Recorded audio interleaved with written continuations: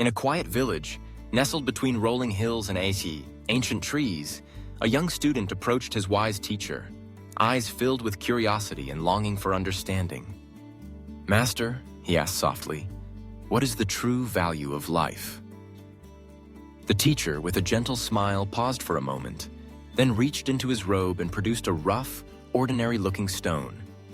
Its surface was uneven, its color unremarkable, a stone like any other that might be found along the roadside. Placing the stone in the student's hands, the teacher gave his instructions. "Take this stone to the market," he said, "and simply show it to the people. Do not sell it, no matter what they offer. Just ask how much they would be willing to pay." The student, puzzled but trusting, nodded and set off toward the bustling market square. As he walked through the crowded stalls, the student held up the stone and asked the vendors and shoppers what they thought it was worth. Most people glanced at it and turned away, uninterested.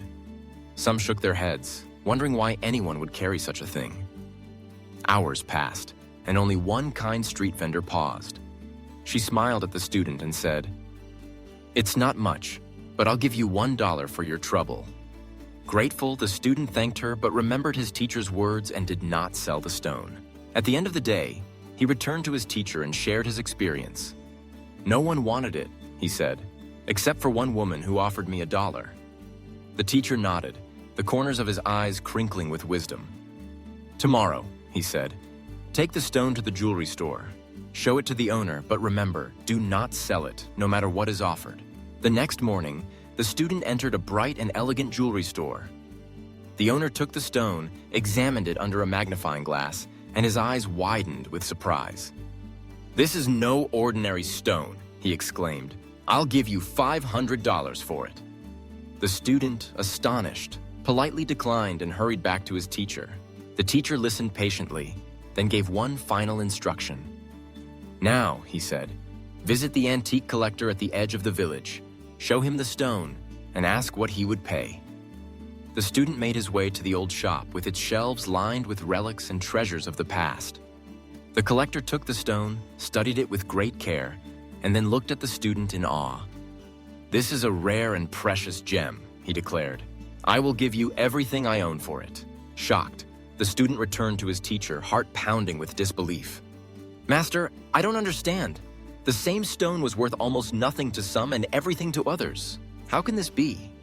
The teacher smiled, his voice filled with kindness. "You see, this stone is like your life. To some, it may seem ordinary, even worthless. But to those who understand and appreciate its true nature, it is priceless." The room fell silent as the lesson settled in. The teacher continued, "Never let the opinions of others determine your worth. Just as the value of the stone changed with each person who saw it, so too will your own value be perceived differently by those around you. But remember, your true worth comes from within, and only you can define it." So, as the sun set and the classroom filled with warm golden light, the student realized a profound truth. Your value does not decrease because someone else fails to see your worth. Cherish who you are, for the right people will recognize the gem within you. And in that recognition, you will find the true value of life